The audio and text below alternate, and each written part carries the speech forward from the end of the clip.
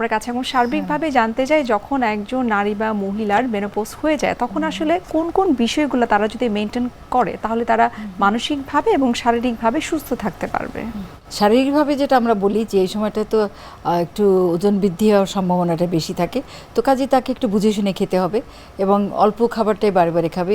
যেটা আমরা বলি যে রিচ ফুড খুব কম খাবে, ভাজা পোড়াটা কম খাওয়াই ভালো, এমন খাবার খাবে যেটা সহজে হজম হয় এবং সেটা তার পুষ্টিগুণ থাকে। আর একটা হলো যে তাকে সকালে আমরা যেটা বলি যে একটু মর্নিং ওয়াক করবে, ঘরে কাজকর্ম করবে। শুয়ে বসে থেকে যেমন আগেকার দিনে যেটা হতো যে আমি সারা জীবন কাজ করছি, এখন ছেলের বউ আসছে, ছেলের বউ করুক, আমি এখন বিশ্রাম করি, সেটা কিন্তু তার জন্যই খারাপ।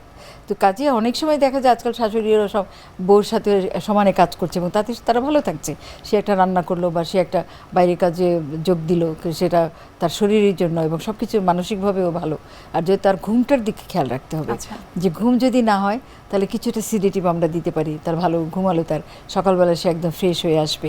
যতটুকু পারে তার যেটা ভালো লাগে, বই পড়তে পারে, কবিতা লিখতে পারে।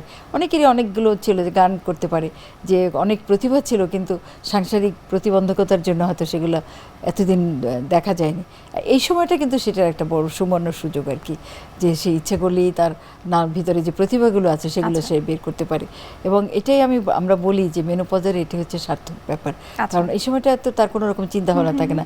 বিশেষ করে যে মাসিকের সময়ের একটা ঝামেলা থাকতো আগে, সেটা থাকে না। কাজেই তারা নিশ্চিন্ত, বাচ্চাও কোনো ঝামেলা নেই, তো কাজেই তারা নিশ্চিন্ত মনে তারা তাদের কাজ করে যেতে পারে। অর্থাৎ এক কথায় যদি আমরা বলি শুধুমাত্র মেনোপজ না, যে কোনো ধরনের ডিজিজকে প্রিভেন্ট করার জন্য ফিজিক্যাল অ্যাক্টিভিটিস অনেক বেশি গুরুত্বপূর্ণ, সেই সাথে মানসিক সুস্থতা। সব রোগীর পাশেই কিন্তু চিকিৎসারীরা প্রথম আসে লাইফস্টাইল মডিফিকেশন।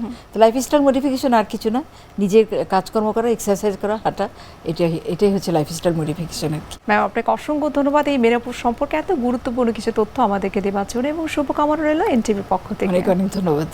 সুপ্রিয় দর্শক, এতক্ষণ আপনারা দেখছিলেন এনটিভি নিয়মিত স্বাস্থ্য বিষয়ক আয়োজন স্বাস্থ্য প্রতিদিন। এই পর্যায়ে আমরা দেখে নিচ্ছি আমাদের আগামী পর্বে কি থাকছে। একটি কাপল বিবাহিত জীবনে 1 বছর কিংবা 1 বছর অধিক সময় কোনো রকম ব্যারিয়ার কিংবা কন্ট্রাসেপটিভ মেথড ছাড়াই যখন চেষ্টা করছে যে তারা সন্তান নিবে, এবং 1 বছর অতিবাহিত হওয়ার পরেও যখন সন্তান নিতে ব্যর্থ হচ্ছে, তখন তাদেরকে আমরা বন্ধ্যত্ব বলে অভিহিত করি। বিশ্বের যে কোনো প্রান্ত থেকে যে কোনো সময় এনটিভি জনপ্রিয় অনুষ্ঠান স্বাস্থ্য প্রতিদিন দেখতে আপনারা ভিজিট করতে পারেন আমাদের পূর্ণাঙ্গ পোর্টাল www.ntvbd.com এ। এছাড়াও এনটিভির বিভিন্ন ধরনের জনপ্রিয় অনুষ্ঠান এবং নিউজ আপডেট পেতে আপনারা ভিজিট করতে পারেন আমাদের ইউটিউব চ্যানেল এবং ভেরিফাইড ফেসবুক পেজে। দর্শক, আজ এখানেই শেষ করতে হচ্ছে। দেখা হবে আবারও আপনাদের সঙ্গে। সে পর্যন্ত আপনারা সবাই ভালো থাকুন, সুস্থ থাকুন এবং সবসময় এনটিভির সঙ্গে থাকুন।